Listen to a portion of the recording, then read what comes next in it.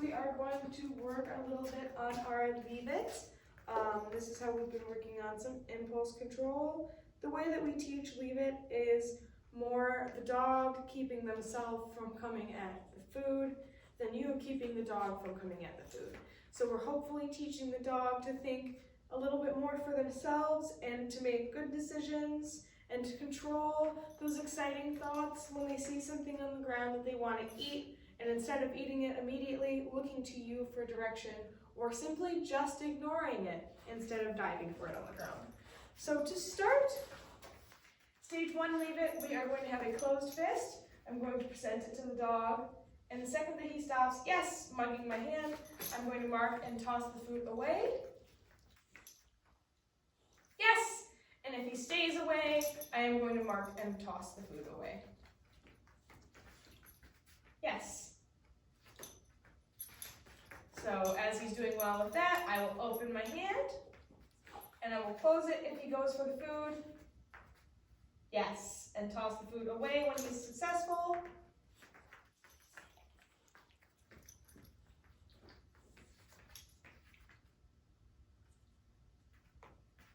Yes. Prioritizing him. Yes. Staying away. Yes. And as he's successful with that, stage 3, Leave It. We're taking the food all the way down to the floor.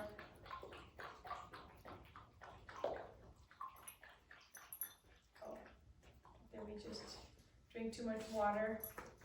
Oh my gosh. So we're taking the food all the way down to the floor. Yes, and if he stays away, I'm going to mark and toss the food away.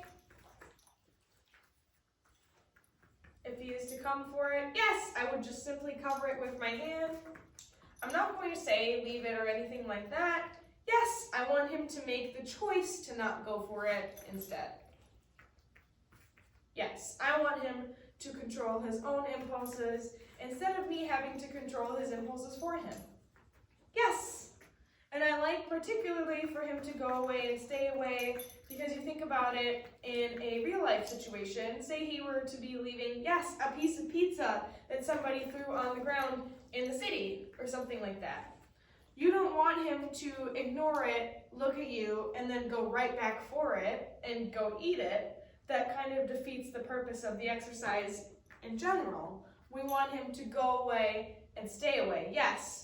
So when we're doing this exercise, we want to prioritize when he chooses to stay away as opposed to, yes, coming back for more food. So even though I didn't have any food on the ground, he just did do exactly what I'm talking about, and there he goes again. So I'm marked and rewarded, though I won't do it again because you already did the good thing. All right, and then next, another thing before we get to stage 4, Leave It. And a kind of in-between exercise that we work on is conditioning the word, leave it, as well, so that whenever he hears the word, Barley, leave it, he will look to you and look for the food that is about to come from your hands instead of going for whatever it is on the ground. So, Barley, leave it. Again, remembering to leave space in between the end of what you're saying and giving him food. Barley, leave it. And as you can see, it makes him look up to you as opposed to whatever he's doing. Barley, leave it, which is exactly what I want. Barley, leave it, and same with whatever other conditioning you're doing. We want to do this as often as possible. Okay, so next I will go grab a food container.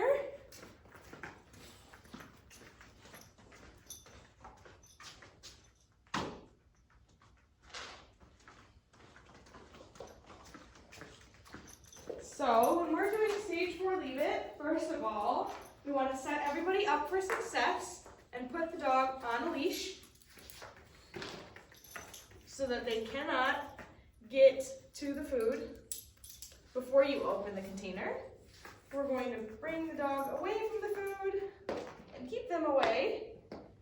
And to start, I'm just going to crack this open so that the scent is really in the air, but he can't see the food quite yet. And I'm just going to make sure that he can't go for it while I'm setting myself up.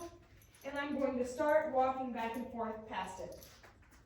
Anytime that we're able to walk past it, yes, and he does not go for it, I'm going to mark and reward, tossing food on the ground.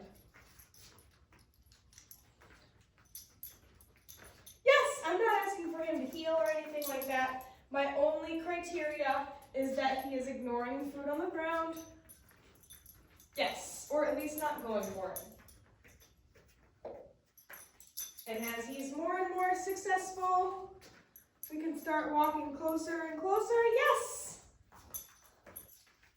Making sure not to get too close and let the leash be too loose that he can actually get to the food and eat it. Or he, yes, make a mistake.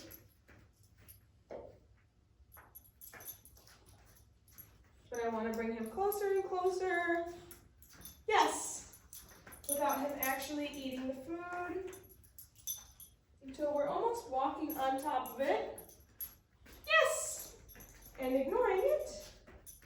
And once we're doing that pretty well, I will again gather his leash up so that he can't get to it and take the lid completely off. Making sure he cannot get to the food. Yes! At no point has he forgotten that that food is there. He knows. Yes, he can smell it. He can see it. He's making the choice to ignore it because he knows what I have is better than what is on the ground. And yes, he's used to this pattern now of walking past things on the ground and ignoring them. And this eventually will translate to real life situations, and you can start using things that you want him to ignore in this exercise. So say you could use like a piece of pizza on the floor. What I do want to make sure is that whatever it is that we want the dog to leave, we have a higher value or equal value treat for him to use as a reward. So when we pour it out like that, making it a little bit more difficult, again, yes, just making sure that he can't actually get to it because that would defeat the purpose of the exercise. I don't want him ever learning that he can just go for it. Yes, because that creates an opportunistic dog who will wait until the last possible second to make a dive for the food on the ground and make a fool of you. Yes! We just want to make sure that they don't get a chance to get that food. However, it's not really the end of the world if they do at one point get some. Yes! We just want to try our darndest to not let that happen. So we'll go one more closer. Yes! Great job. And then I am going to call it there because that has been excellent. So again, I'm going to collect his leash up and get whatever it is I was using collected again. One rolled away, that's okay. And now I will release him. Okay, and that's stage 4, leave it.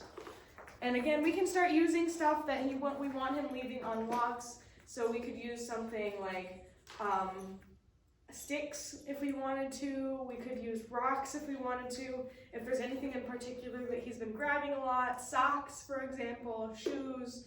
Not that he really does seem to grab much of that kind of stuff. But yeah, that's stage 4, leave it. Now that is all of the leave it exercises.